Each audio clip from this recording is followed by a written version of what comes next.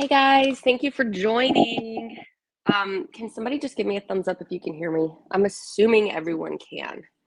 I have not had a problem with YouTube yet, so hopefully today won't be the first day. Okay, so first I wanted to first say thank you guys so much for subscribing to me over on X and Discord. I really appreciate you guys. Hey guys. I'm glad you guys are here. Thank you for joining.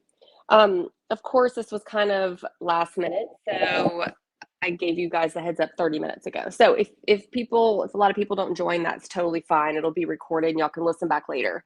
It's just all of our basic information and going over all of our stuff that we've been doing, and then the market overall and how crazy it's been. But anyway, while we're waiting for everybody to join, I'm going to start by saying sorry. I wasn't here last week. I really do try to do these every week, but I was on vacation, and a lot of you guys asked where I was and what I was doing. So we were in Spain, and we were in an area called Marbella. So I think it's like southern Spain. So it was beach and mountains. It was beautiful. I mean, it was so beautiful. I'm not like a European traveler type person. I really like more of Caribbean kind of weather and vacations, but it was beautiful. It wasn't warm enough to like lay out on the beach or anything. It was like in the 60s, but it was still very nice.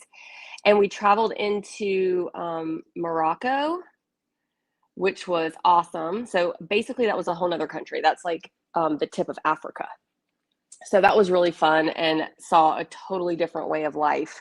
One thing that everybody kept saying is when you go into Morocco, you need to cover your hair and dress very conservative and all of these things. Well, I didn't cover my hair, but I dressed conservative anyway. I wasn't going to like wear a mini skirt to ride a camel.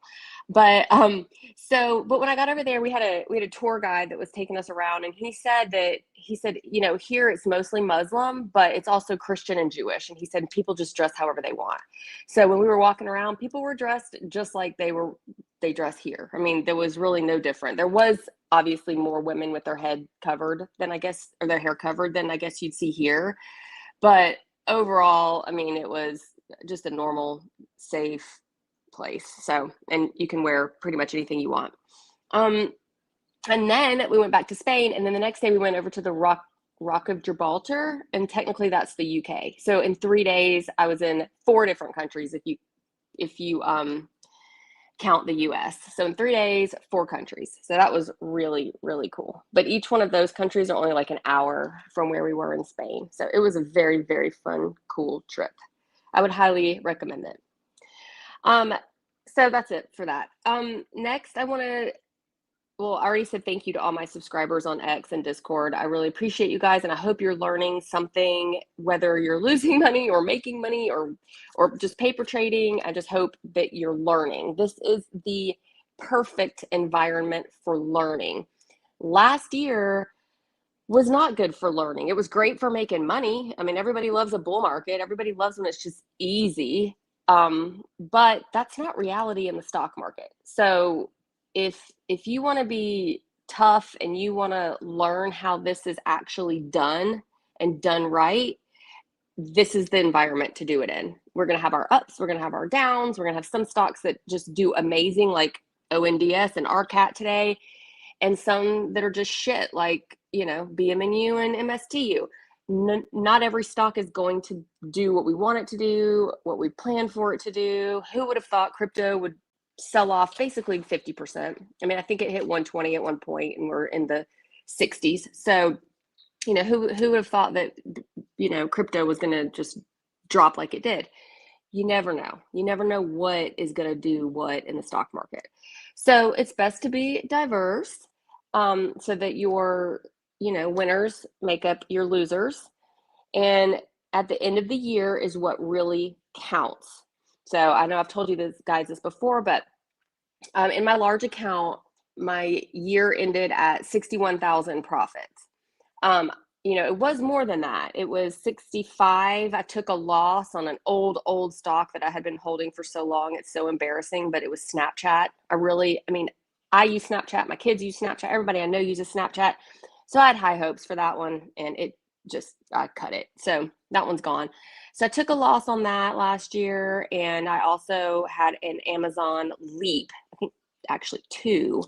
So I lost $3,000 on that, on those. So you're gonna have your losers, but in the end, after taking those losses, and I'm sure I lost minor other things along the way. Those are my two big ones. Ended up with $61,000. So we're only in February. So we've got to give it time. We're going to have really good trades and we're going to have not so good trades. That's part of the stock market.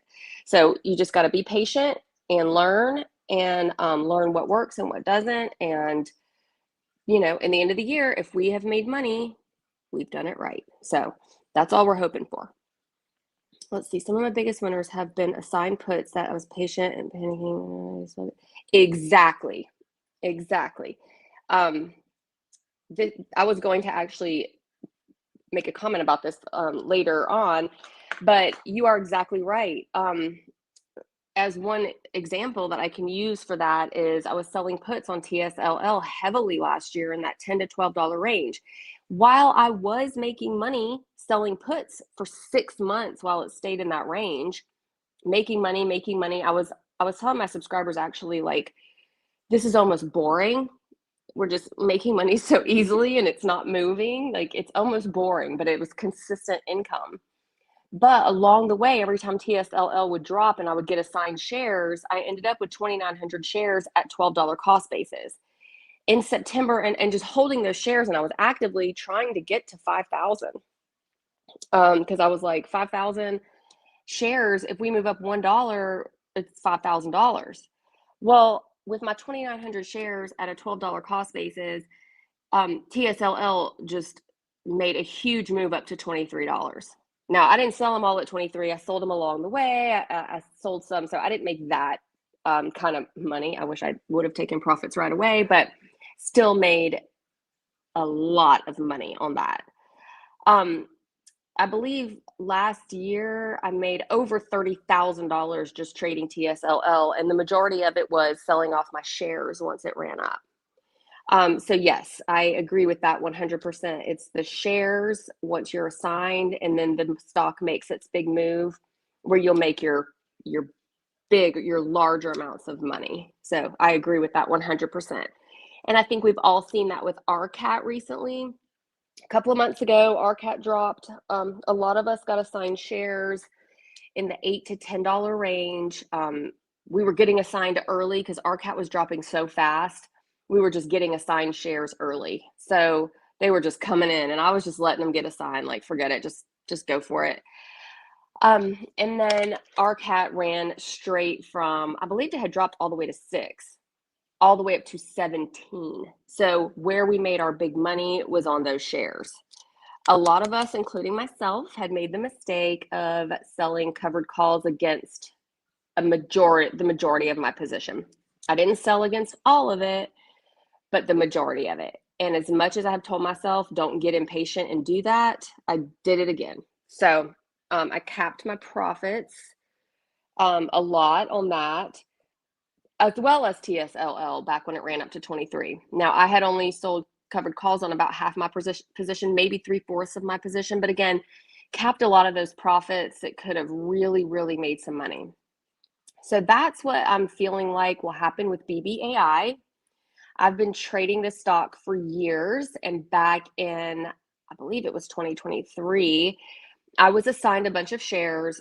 When I say a bunch, I mean maybe 1,000, okay, because I wasn't trading as heavily as I do now. But I was assigned like 1,000 shares at like $6-ish, maybe $6.10, something like that. And it dropped under $3. First, it dropped under 4 for a long time. Last year in April, it dropped under 3. But anyway, before that, so I had sold covered calls, $6 covered calls against my full position, like an idiot again.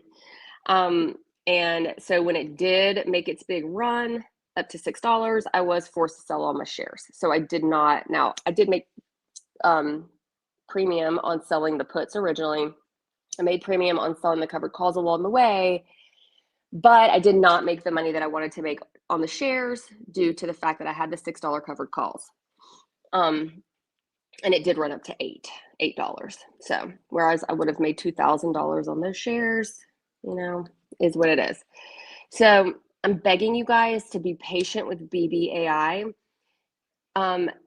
Those of you who haven't been trading very long or trading cash secured puts or the wheel strategy, most of the names that I'm trading are high IV, which means high volatility. So as quickly as they can go up, it's as quickly as they can drop. But that means that's how quickly they can go up again. So it's very important not to cap our profits. Cap our profits with covered calls. I don't want to say that wrong. Because you just have to understand that BBAI, although it could drop further, I'm not saying it can't. I mean, it could drop to 3 or even below 3, but it could also run quickly up to 6, 7, 8. Even it's been up to 10. So just please, please, please trust the process. I understand that it's down right now. My sweet spot was $6. We're down at $4. I completely understand that. And it's not stopping me from continuing with my trades because I'm not fearful of it. Because it will make its run at some point. I don't know when, but just think of this. If we end up with 3,000 to 5,000 shares and we wait, it might be 6 months. I mean, who knows? It might be, let's just say it's 6 months from now and we have all these shares at 550 and it runs up to 650. You've made $1 per share. And if you've got 3,000 to 5,000 shares, you're going to make $3,000 to $5,000 as long as you haven't capped all your profits with covered calls. So it will make its move. It's a volatile stock and the market's being crazy wild right now. We don't know what to expect every day. I wake up every morning and I look at my portfolio and I'm just like, okay, I don't even know like if I'm going to be looking at a good day or a bad day and what stock is going to be up and what's going to be down because they are they just move so much with news. So the whole market will move up or down together. And then there'll be some news on AMD. There was AMD news, 2 nights ago, and it dropped. And it wasn't even anything against AMD. It was something with, NVIDIA getting a deal. So it made AMD drop. So, I mean, who cares? That's a perfect opportunity to sell puts. Or if you're an AMD investor, to buy more shares. And then on the other hand, you're looking at Ondas that is running up like crazy and RCAT that's running up like crazy, and then we look at HIMS, got news. It got a lawsuit for copying the weight loss pill and trying to sell it for cheaper, which again, crap news. It will recover. They're going to come out with their own weight loss thing. Weight loss is a big, big deal in America. Any kind of pill, any kind of shot, any kind of thing. So HIMS, I'm not an investor. I do have some HIMZ shares that I'm holding way down on and just waiting it out because as soon as they get another pill approved or another shot approved, things going to go crazy. So, and I do believe they will. They're not just going to give up. They're going to move on to the next big thing. So, okay, so that's that. I also, real quick, I meant to say this at the beginning. I want to thank Grandpa Trades. I don't know if he's here right now, but I want to thank him for putting all the charts in our Discord channels. We really appreciate that. Each channel, he's kind of placing a chart in there for us. And it's very helpful, just kind of letting us know kind of where things are how they're looking. If they don't react to crazy news, of course. So that's good. We really appreciate that. And kind of towards the end of this, after we go over all of our positions, anybody that wants to stick around, I'm going to tell you how to read the donut charts, the volume charts that I've been posting at night. Some of them are good and some of them are bad, but I think it's helpful just seeing where the volume is. Is it in the calls? Is it in the puts? Is it in sold calls or sold puts? Because that makes a difference. A sold call does not necessarily mean bearish. It's neutral, but it's also it's not bullish, like people that are buying calls. So I'll tell you guys how to read that at the end. I find them very, very helpful. I find that chart on Weeble. I believe it's Weeble. Yeah, Weeble.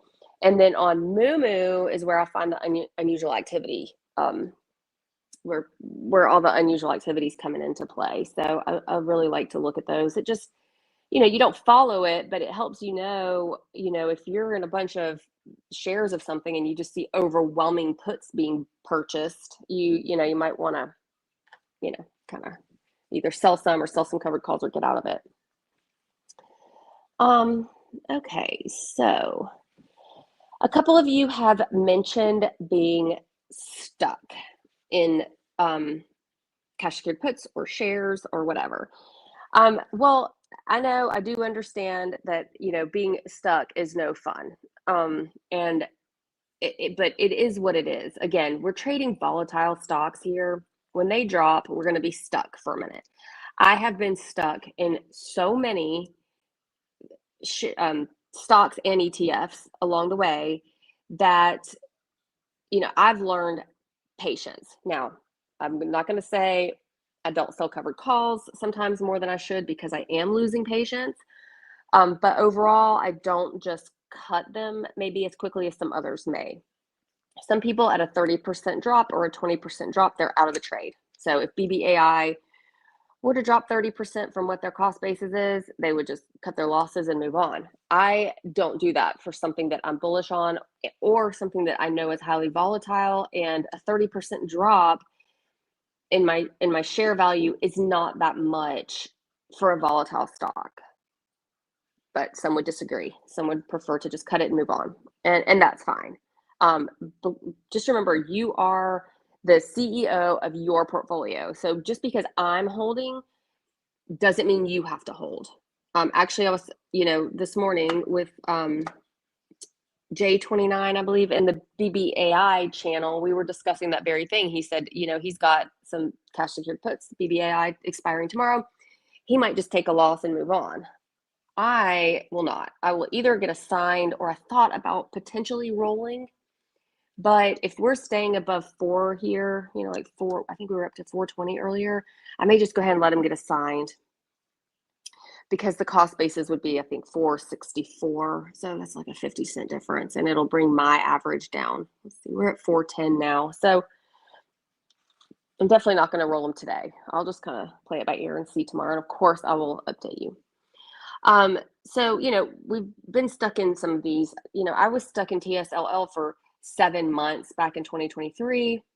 At a $15 cost basis, it dropped to 6, and then it lingered around 8 for another couple of months, and it just did its thing and then ran straight up to $41.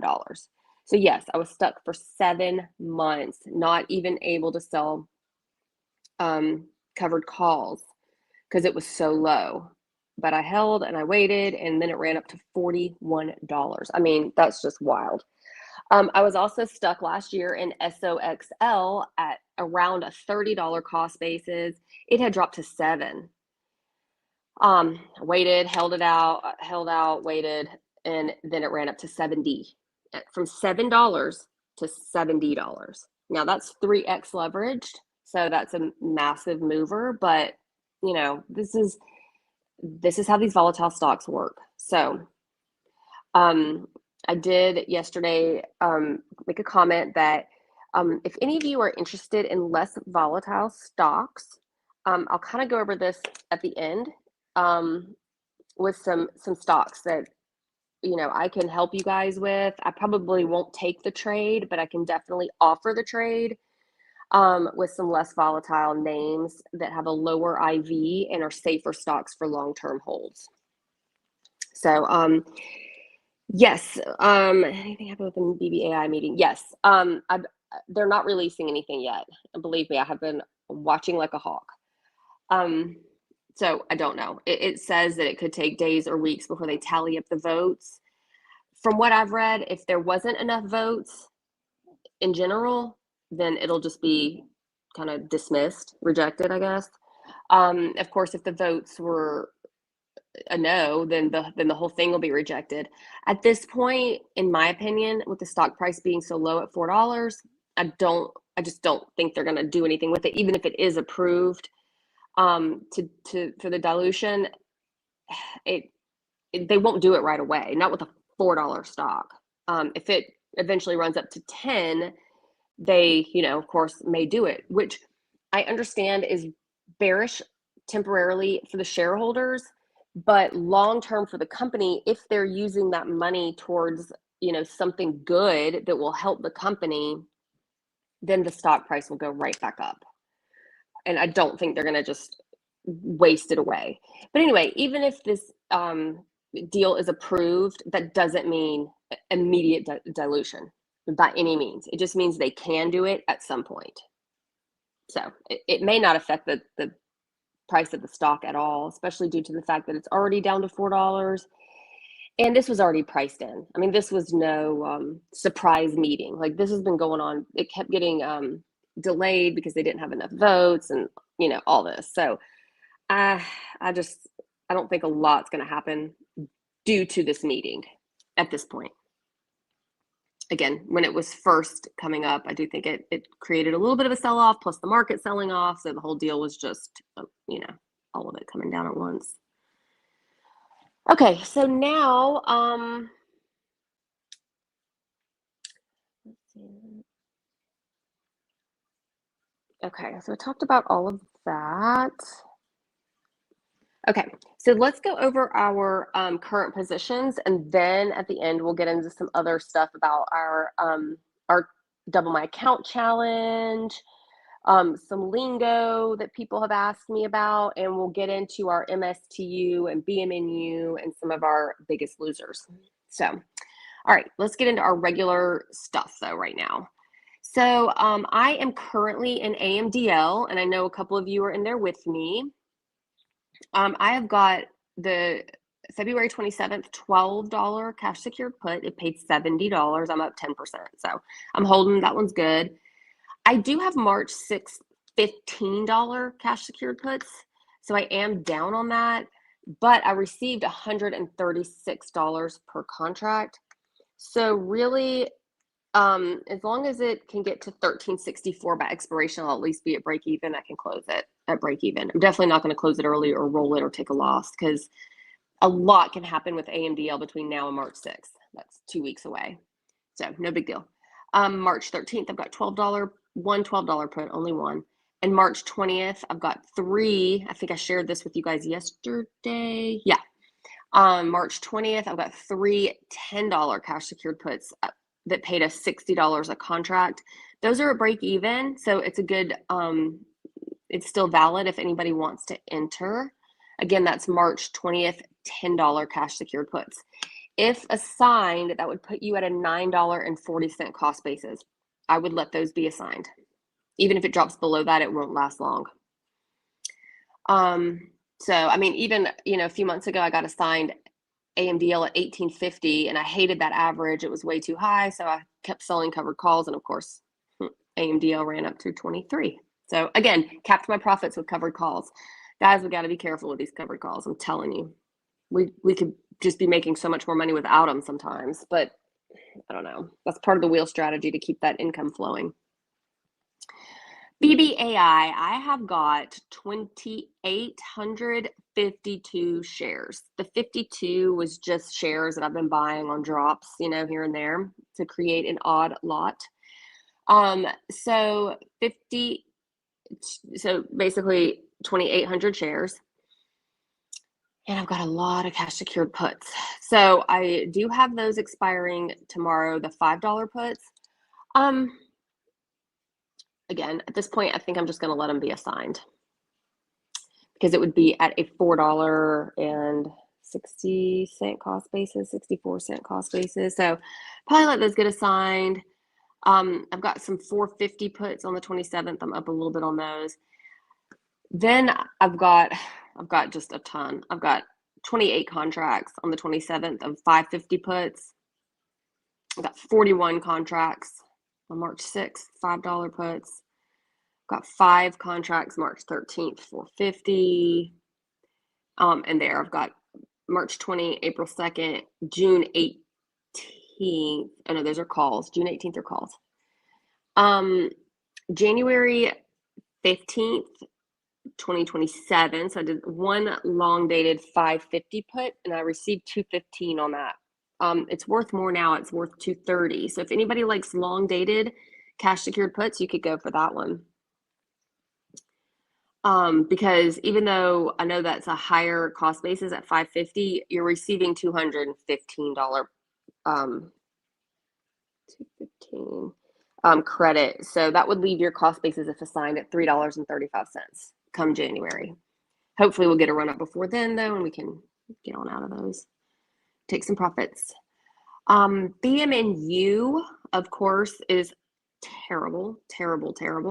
I did sell, and I shared this with you guys. I sold one call under my average that expires tomorrow. So I will make $25 on that, which I will not consider profit. I will deduct that from my share value. So that's what I'm doing with these. I also sold, no, that's it. So I will sell another contract for March 20th. I hate also that it's monthly expirations, but March 20th, I'll sell another one under my average because I have 470 shares. So I'm like, you know what? If I get them called away, that's fine. I'm just going to go ahead and take the loss, one contract at a time. In the meantime, I'll pick up, hopefully, I don't know, $20, $50 a month on them. I know that's not a lot of money, but I do, as soon as Ethereum recovers, BMNR and BMNU are going to run up. So it's just, again, I've said this a million times, but if you are a Bitcoin or Ethereum bear, you don't think it's going to recover, or you need this buying power back for something else, or you're just sick and tired of holding it, go ahead and cut your losses and start using what's left towards better plays, better names. I am still in Bull, BULL. I've got 1,600 shares at a $10.65 cost basis. Not loving that cost basis, so I'm down about 40%. I am selling covered calls. Again, 1,600 shares. I don't want to get impatient and sell a bunch of covered calls because when it runs up, it's going to run up and I'm going to cap my profits again. So I'm only selling 4 to 6 covered calls at a time. Again, 1,600 shares, 4 to 6 covered calls. I did sell a little bit below my average. I sold them at $8 because, again, if I lose a couple of them, I'll just let them go because I've got a lot of shares. So if I were to, be assigned and have some of my shares called away at $8, that's fine. It is what it is. Okay, so let's see. Okay, so EOSE has not performed as well as expected, although I am still bullish. So any of you guys that are in it, we'll just stay in it. Click where it's at right now. Make sure you guys can still hear me. Yeah. Okay. So ESOE, I've got 6 $14 cash secured puts that expire next week. I did receive $190 per contract. So I just need it to get to $12.10 by next week. If it can get to $12.10 by next Friday, we're good to go. Like, at least it'll just be at break even. Let me see where we're at.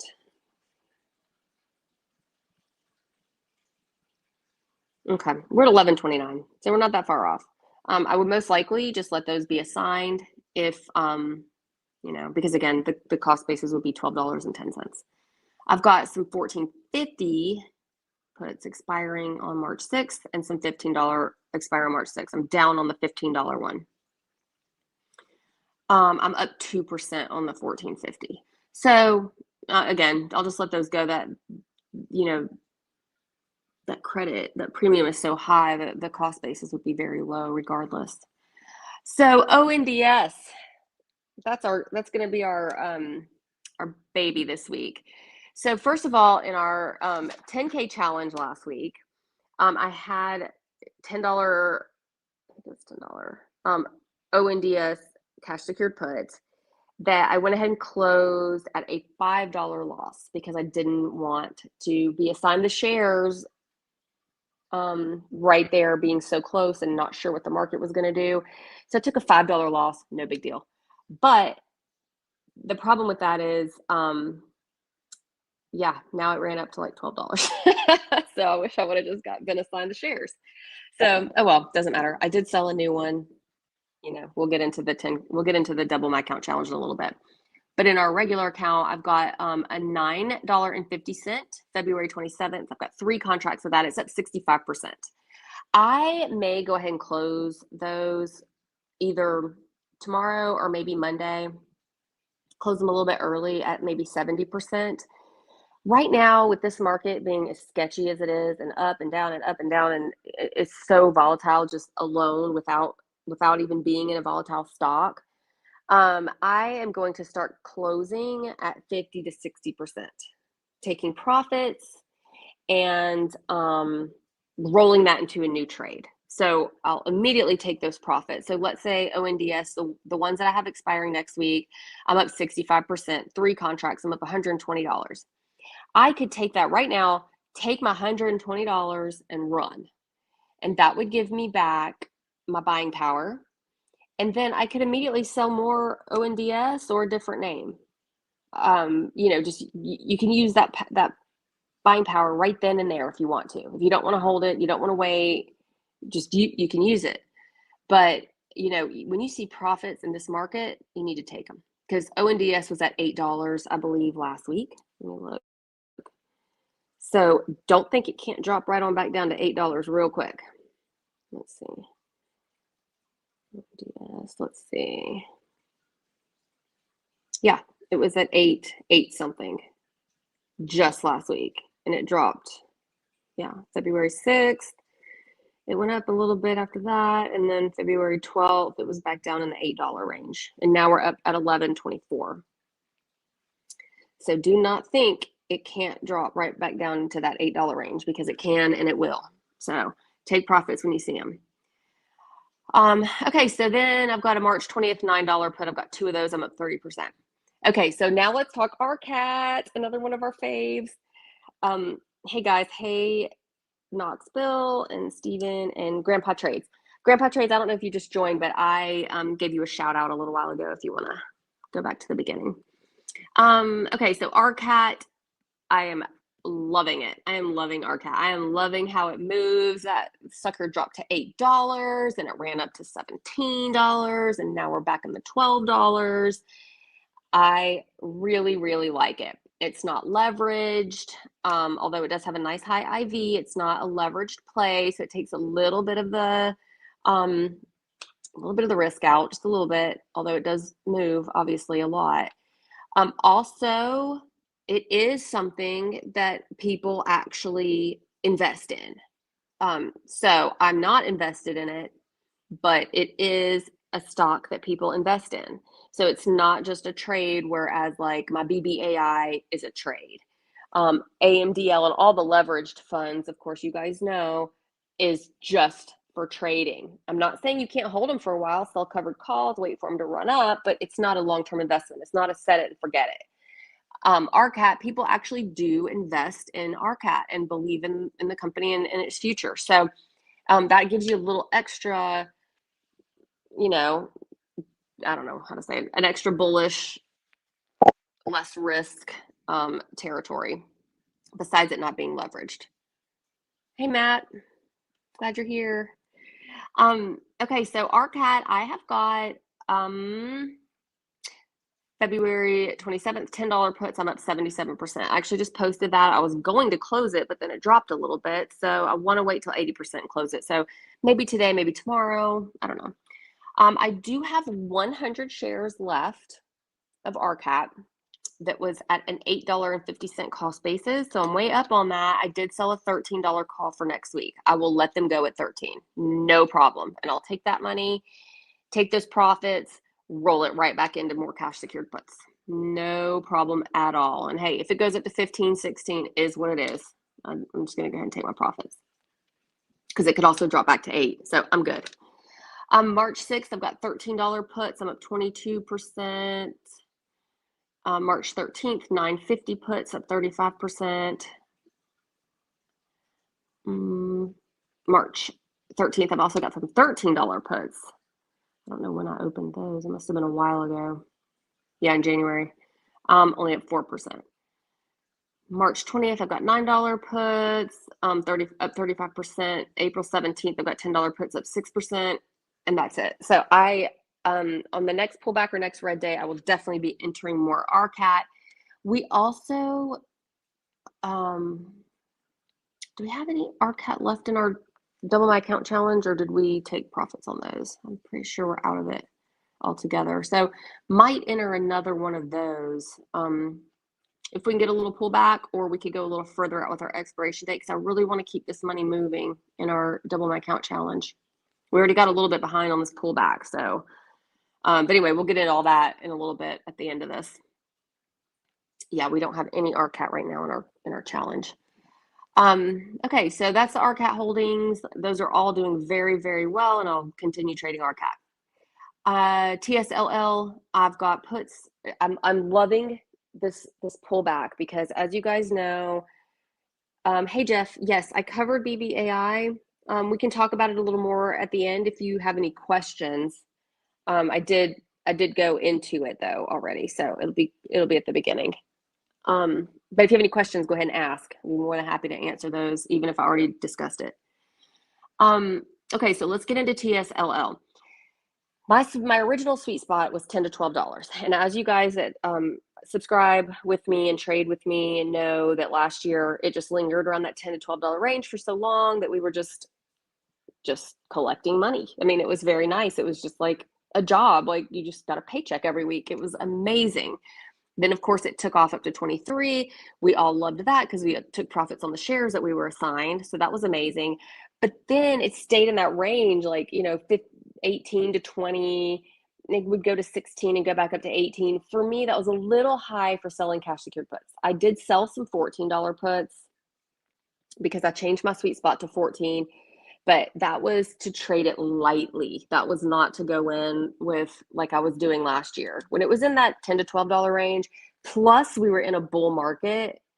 I mean, I was going heavy. I was using it at least $85,000 trading TSLL, maybe even more at sometimes, because I was using margin too. Like I was so highly, like I had no doubt about this trade. Of course, the stock market has proved me wrong many, many times, but I really, really felt conviction and felt really good trading TSLL. So I went heavily. I wasn't very diverse at all. I had a few BBAI and a few this and a few that, but I was going all in on TSLL, and it was the right decision, and it did very, very well for me last year. But then it's been too high, and when it's that high, I'll trade it, but I'm not going in with $100,000. So I of course switched to BBAI, and of course switched to MSTU and BMNU. Huge mistake. Huge mistake. I mean, I would have been better off trading TSLL at 23 than MSTU. Looking back, but who would have thought that, Bitcoin was and Ethereum and all that was just gonna tank? There was no way. Nobody could, predict that, or else we would have all been buying puts. So anyway, I would love to start getting heavily back into TSLL. Now that it's low and we can sell $12 puts again, and then our risk would be assignment under $12, which was our original sweet spot, which is where I owned 2,900 shares at $12. Originally I was assigned shares at like 14. Sorry about my dog. Originally I was assigned shares in the $13, $14 range. Then when it dropped, I got assigned shares in $7 and $8 range. Then it lingered at 10 to 12, and I was getting assigned shares there. So my overall average ended up being $12, and I was very, very happy with a $12 average, and I would be happy to have it again. So as soon as I can scrounge up a little more money, I will be trading TSLL heavily again, because now, I've started trading ONDS and RCAT, and I really, really like those. I'm still, my most heavy position, my heaviest position is BBAI right now. But as I take profits on any BBAI, I'll be using that into TSLL. So we just got to get BBAI to make its big move. And it will, guys. I'm telling you, it will. I don't have a date set. I don't know when it will happen, but it will happen. I am promising you that at some point, BBAI is going to be back up to $6. I can't tell you when, and I can't tell you if it's going to go past $6. My price target was 8, but that's when it was at 6. So now that it's at 4, my price target is 6. Hopefully we'll get to 8 and 10 at some point in our life, but I really do believe we will get to 6 again in a short period of time. So just please be patient with me. Wait it out. Don't quit. Don't take a loss. Just be patient. That's going to be your number one thing. Be patient. And I remember just a couple of months ago telling you guys to be patient with our cat when it dropped to $8, and then it took flight up to 17. So please, you just have to wait. It will happen. It'll take its turn. So let's see. So that's pretty much all my positions. In my small account, is where I hold MSTU, which is doing really terrible. My cost basis on MSTU at this point is, because I have sold covered calls against my shares below my average. Of course, they've all done well because MSTU has never run up. So I was able to get my cost basis down to $28.79, which is still absolutely terrible. But I am also considering selling cash secured puts again. I know that sounds terrible. Even saying it sounds like a bad idea. But with it being this low, it's and how long it may take to recover, it's either, sell some cash secured puts and potentially average down with shares, or, keep that premium and put it towards your share average, or, take a loss. I don't know. I don't really know the answer because I have never been in a stock that dropped this much, this hard, this fast. Never. So, well, I'll take that back. I did have some shares of BOIL, BOIL, at some point, and it did this. It dropped so hard, it went to a reverse split. It dropped so hard again, it reverse split. Terrible ETF. So MSTU, I can't give you a right or wrong of what you should do with yours. I will say, due to the fact that it has weekly expirations, if you are considering taking the loss, you can take a loss on your full position. You can take a loss on half your position. I've got 400 shares. So I'm selling one covered call at a time. If I'm assigned the shares, if it does run up and I get assigned and lose 100 shares, so be it. I will take the loss on 100 shares. I'll still have 300 remaining. So there's a lot of ways you can work this. But if you are planning on taking a loss, go ahead and sell some covered calls. That's what I keep telling people. Like, let's say right now you said, I'm taking a loss. It's at $4.70. I'm done with it. I'm going to sell at $4.70. Well, if you're going to sell at $4.70, why not sell a $5 covered call next week for $28 for the 27th? Okay, so if you were going to sell at $4.70, one of two things will happen next week. Either you'll have to sell at $5.28. Well, that's better than $4.70. Or you'll make $28, and then you just do it again.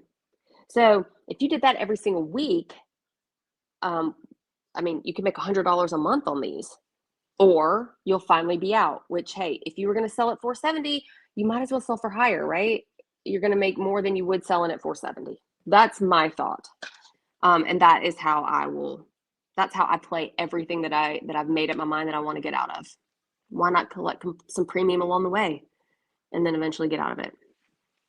So that's my thought. And again, I may start selling one cash secured put at a time, maybe a $2 or $3 strike.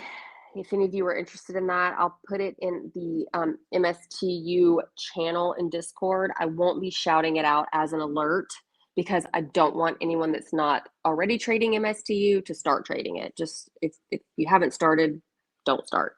Just stay out of any crypto related stock at the moment, in my opinion. Okay, so let's see here. I already discussed that, like, I want to start closing some of my cash secured puts at 50 and 60%. Usually I go 80% or higher. But right now, with this market the way it is, 50 or 60% is my goal. Make 60% and get out. Now, if I have stuff closing tomorrow, you know, I might as well just wait or whatever. Sorry, I'm trying to look at this. You can just wait, or if you really don't mind being assigned the shares, then just wait. It's fine. But other than that, if you still got weeks, I'm taking 50-60% of these days. Okay, real quick, to all of you who are in the challenge with me, my ONDS cash secured put for tomorrow did close. I set it to close, buy it back for $5, and it closed. So I'm out of that trade with a $45 profit. Okay, give me one sec.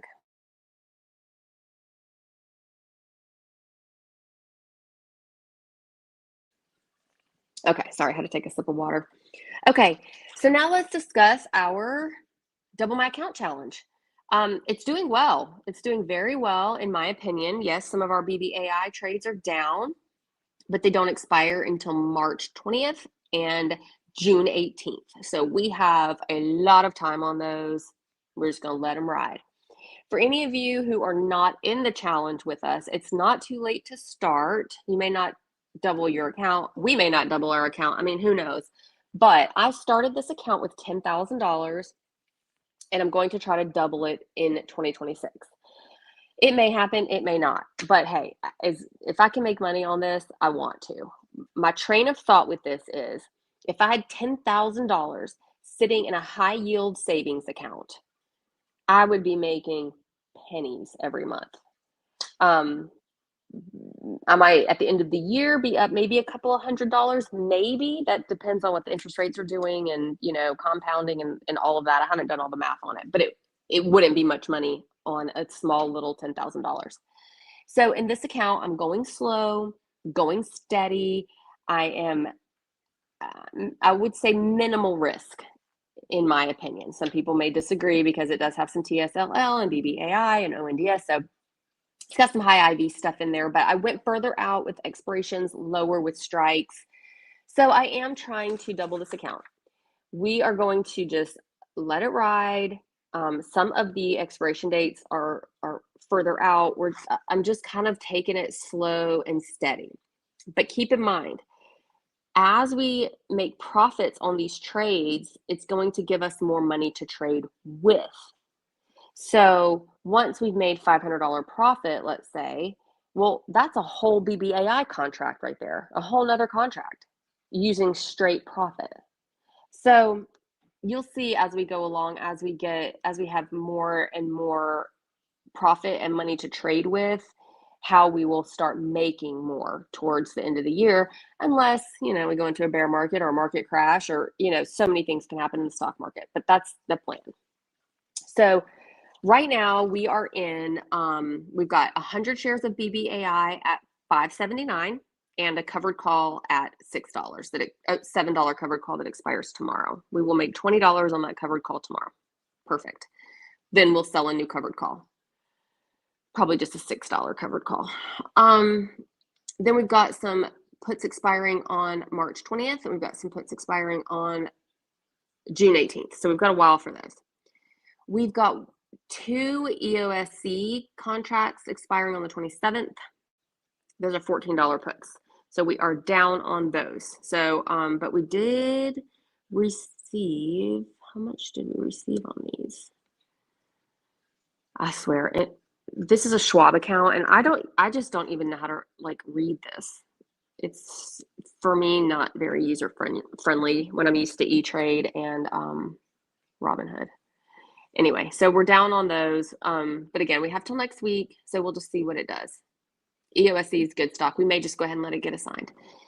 We had ONDS that expired tomorrow, closed out today, $45 profit. And then we've got an 850 ONDS on 3.6. We are up 55% on that. We'll let that one ride. We've got one TSLL, 320, $13 cash secured put. We're up 28% on that. So that's all the trades we have right now. But now that ONDS closed and we closed RCAT yesterday, now we've got some more buying power. So, oh, thank you, Matt. EOSC has earnings next week. Okay, I think I have that written on my calendar, but I don't actively have it in my head. So yeah, we'll have to keep an eye on that and make a decision. And we've got NVIDIA earnings also, I believe, next week, which will move BBAI, and also, well, it'll move AMDL, it'll move BBAI, and it may move the whole entire stock market because that's the biggest name in the market right now. RCAT has earnings too. Okay, that's good to know too. I did have that one on my calendar here, but because yes, I still use a paper calendar, guys.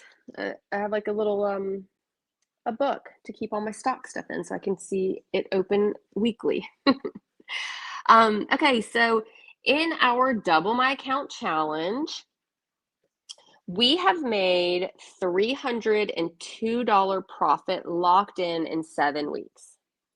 So that is a 3% return on investment if you started with $10,000 in 7 weeks. So I know that that's not a huge amount of money, especially for like people that are maybe day trading or being, riskier or, buying shares and wait for them to run up. I know it's not a huge amount of money, but what I'm doing with this account is I'm comparing it to a savings account. If I had $10,000 in my savings account, even if it's a high yield, even if it's a CD, would I make $302 interest in 7 weeks? Absolutely not. On $10,000. Absolutely not. So this is again, safe, slower moving account. But we have made $98 on 2 RCAT trades. We've made $94 on a BBAI trade that was 4 contracts. We took a $5 loss on an ONDS contract last week. $5, no big deal. On 2/18 yesterday, we closed out another RCAT contract for $50. Today we closed out an ONDS contract for $45, and our BBAI covered call expires tomorrow and we'll make $20. So there's our profits so far. So hopefully we can keep up the momentum. If we can make a couple $100 a month on this, that would be ideal, especially for slow moving, and hopefully some of you guys are paper trading it and just learning. Okay, let me see if there's anything else I wanted to talk about besides the donut chart. Another thing for beginners is lingo. I will possibly make a YouTube video, like literally cash secured puts for dummies. Like I will talk about stuff that those of you who already know cash secured puts will not even want to watch. It'll bore you to death. But for a brand new beginner option seller, it can be very, very helpful to have somebody just dummying it down and just telling you everything. But one thing that people have asked me is, they've asked me like lingo as far as like they've heard credit, they've heard premium, they've heard profits. There's so many names for when somebody sells an option and receives money for it. So the word credit and premium is the exact same thing. It's what you're going to receive when you sell the contract, whether that's a put or call. So credit, premium, same thing. Profit. I do not call a premium received profit. I don't call it profit until I close the trade. So if I received $20 for a BBAI contract, I can say I've received $20. I've received $20 premium. I've received a $20 credit, all the same thing. But it is not a $20 profit. It is not a $20 profit until I close that contract, because either I'll let it expire worthless and I will have $20 profit, or I may buy it back for $5. Well, I don't have a $25 profit anymore. I have a $15 profit.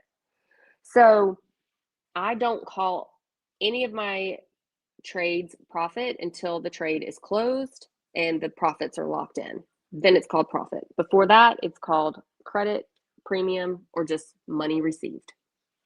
So hopefully that helps.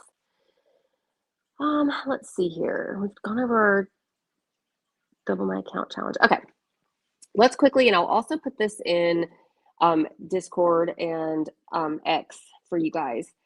But let's talk about the donut chart that I have been posting for you guys at night. And I think like one of my favorite ones is BBAI. So last night I posted one of the donut charts for BBAI. And if you look at the chart, you're going to see dark blue. The dark blue, and last night it said 33% dark blue. Those are buyers. Those are call buyers. And the reason we know it's a buyer is because it's the ask. So they went in and bought at the ask price. The light blue is at the bid. One second, I want to go over to like BBAI right now and look and see what the ask and bid is. If you go to your options and you go to, I don't know, sell put, doesn't even matter. When you go to it at the top, you'll see the ask and the bid. The ask is always going to be higher. Most likely, now some people will be able to sell a call at the ask or buy a call at the bid. Most of the time, though, it's going to be neutral. If you were trying to buy a call and you wanted to get in right away, you would just hit market and it's going to give you the ask because it's going to make you buy at the higher price. Most people go for the mid. So that's going to be the next one. There's like a lighter blue, almost a teal, and that's going to be the mid range. So that's typically where I'm at because I'm not in a rush. I'm not going to, buy at the ask or sell at the bid or whatever. Because some of these spreads are wide. I mean, some of these spreads can be $20, $30, $50 or even more. So I'm not going to go for the highest. I'm going to go for the mid. So that's where that would be, that neutral territory. So then you're going to go for the darker orange, just like a darker red orange. That's buyers of puts, sellers of puts, and again, neutral. So I will put this all in the Discord and in the on X in the subscription tab so that y'all can see exactly what it is. And maybe I'll do a YouTube video on it too. I think that would be helpful, just a quick one that everybody can watch and learn because it is good to know these. It really, really is. It's so helpful just to know where all the volume is going. So, okay, I'm going to go over to Discord and to X and see if anybody had any questions they wanted me to answer. Give me one sec. And do you guys have any questions here? If so, just ask away.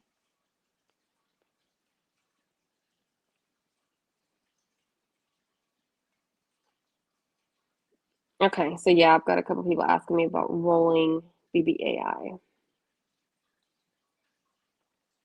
I'll be more than happy to help you guys roll. I was looking at like March 27th or April 2nd to kind of push it out a little bit.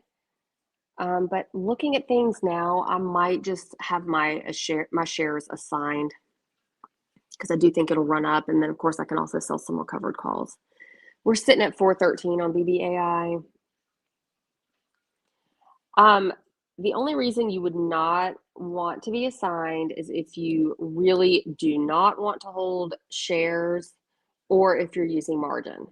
If you're using margin, you will start being charged interest if you're holding shares versus selling puts. Selling puts, you don't pay interest on most platforms.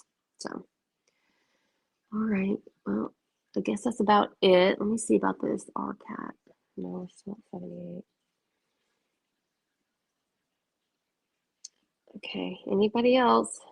Last call, and then we'll get off. And I will, of course, try to be doing these weekly and catching up on everything and answering questions and all of that. But I do want you guys to keep in mind, be patient with these volatile stocks. Oh, real quick, I wanted to discuss lower volatility. If you are looking for a stock pick that has just lower risk in general, I would look at SoFi. I mean, it's down. It's a good hold. If you were to be assigned shares, you can hold and wait. You know it's going to go back up. It's a bullish stock. It will move eventually. The IV is 60, which isn't terrible. It's not up in the 100 like I like, but 60 is good.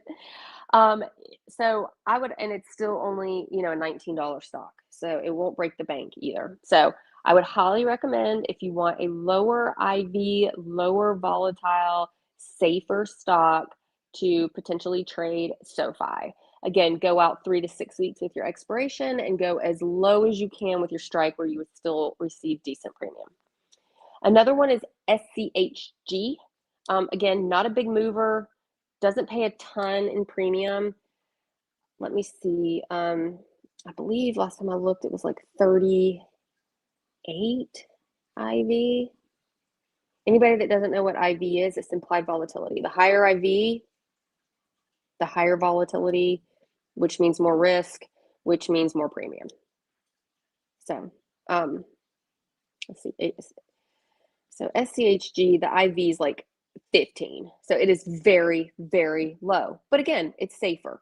So if you were to sell a March 20th, $29 put, you'd make 30 bucks. So you won't make a ton, but it's, again, safe. SCHG does not move very much. And then you've got Apple. Apple is another really good one if you have the buying power, because again, it's a $262 stock. So you would need $2,600 per contract. It's got weekly expirations, which is good, but you could go in and sell some puts. You'd have to go kind of close to the money to receive anything, but its IV is 28. So very low IV, not a risky stock. If you were assigned shares, it's Apple. You're fine. It's going to go up. You could also consider spreads. Maybe we could have a course on spreads. Those are safer. You don't need as much buying power. The difference is you're not assigned shares at the end. So you basically, like, let's say we were doing BBAI, you would sell a put on BBAI at whatever strike and expiration. Then you would go a little further down and buy a put. And buying that put is going to offset the amount of money that you need for selling the put. So it's cheaper. But at the end, if it has dropped, far below your strike on the sold put, you lose money. You're not assigned shares, you just lose the money. So, to each their own. I personally would rather be assigned shares. You also don't collect as much, but you could do more contracts. So and it's good for small accounts, or good for trading something like Apple. If you were looking to trade, something that costs more but less risk, I think a spread would actually be a very good idea, especially for a smaller account. So those are my 3 picks right now. SoFi, SCHG, and Apple would be some lower risk stocks that you could try to trade. I also read something on X that someone is saying, in this market, it is not a good idea to sell puts because it's so choppy and it seems to be leaning to the bearish side. Although I do somewhat agree that we should go a little lighter with our positions, be sure to keep selling, not in a full-on bear market. And if it happens, we get assigned shares and we wait for them to roll back up. So let's see. Hey, Hims seems really oversold, even with the lawsuit. I was thinking of selling a put at the money with the year expires and the premium buying a call, assuming HIPs You're covered in 12 months every day. Yes, I have. I have done that before. Um, yeah, I mean, if you're bullish on it, absolutely, because then you're going to win two ways. You know what I mean? And your call that you buy is zero risk to you because you're using premium to cover the price of the call. So, yes, I have done that before. And actually, I haven't done it in a while though, because I've just been so into selling puts. Like, I really haven't used any of my old strategies or strategies that I've used in the past. And I haven't done spreads. Like, I used to do spreads here and there. I haven't done anything. I've just been so focused on my selling puts. But yes, I might do that with BBAI. I think that is a very good plan if you are bullish on a stock. And again, like you said with HIMS, I am bullish. I can't it's going to have a lot of volatility going up and down, but again, I think if you're going to go out a year, I think you're fine. And worst case scenario, I mean absolute worst case scenario, you have lost your premium by buying that call. Okay, that's fine. And then, which again just puts you back at break even. But then you are, if it does drop below your strike, um, hey Rod, if it does drop below your strike, you could potentially be assigned shares. And if you're assigned shares, let's just say, I'm just going to throw a number out there. Let's say you picked a $15 strike. I don't know where HIMS is sitting right now, but let's just say you picked a $15 strike. You've used your premium towards buying that call. So if you are assigned shares, you have to remember your cost basis will be $15 because you have no premium to subtract from that. So like if you were to receive $300 on the contract, anybody else at that point your cost basis would be 12. You have to remember you already spent that premium and potentially lost it. I'm just saying if you lost it, that you at that point would be back at square one. You would be assigned shares at the full $15. Your platform will still probably adjust that for you. I know Robinhood and E-Trade adjust that for you. So if I sold a $15 put, received $300, and I get assigned, my platform will just automatically put my cost basis at $12. So if your platform does that, you will have to remember that your cost basis is not $12 because you already used that 300 and if you lost it. So other than that though, yeah, I think it's a great idea, assuming you are very bullish on the stock. But hey, you'd have a year. I don't think HIMS is that expensive. What's it at right now? You could do one contract. You could always add contracts to it if it were to drop further. Oh yeah, it's at 15. Okay, it's at 15.91. So let's just do it real quick. Let's just look at it. If you were to go out to a year out, let's just go to January 2027 and you sold a $15 put, you would receive 480 in premium. So then let's say you wanted to buy a call with that 480. You could either go a little bit further out of the money and use, I'm trying to look here, wait a minute. And use that 480 for like a 20 or $22 call if you wanted to go out a year, or if you wanted to just, you don't have to go out a full year. If you wanted to go out, let's just say to June, you could get a $16 call for 370. You'd still have money left over, or even you could go in the money for $4 call. I mean, a $15 call for 410. Yeah, I mean, if I'm not telling anyone to do this because I haven't researched HIMS that much to be bullish on it, but just overall as something that you are bullish on, I think it's a great idea. Yeah, because there's no risk at all in buying the call. I don't like to buy options, but for that case, you're not using your money; you're using the premium received. So hey, I say go for it, and I might try it with BBAI, a cheaper one, just to get a feel for it again. I haven't done it in so long. Hey Rod, how are you? Thank you for joining us for a little bit right at the end. Okay, well, I'm about to head out. If anybody has any last minute questions, I will look one more time before I head out. Although I'm sitting here because I'm not going to be able to get up. My puppy's asleep in my lap. I missed her so much on my trip. So now we're just hanging out until I have to go back to work tomorrow. And she has not left my side since I got home. So we're happy to see each other. Okay, well, I guess that's it, everybody. And I will be updating over on X and in Discord. And of course, I will be doing this again next week and we'll figure out how much we're up and down and what we're all doing.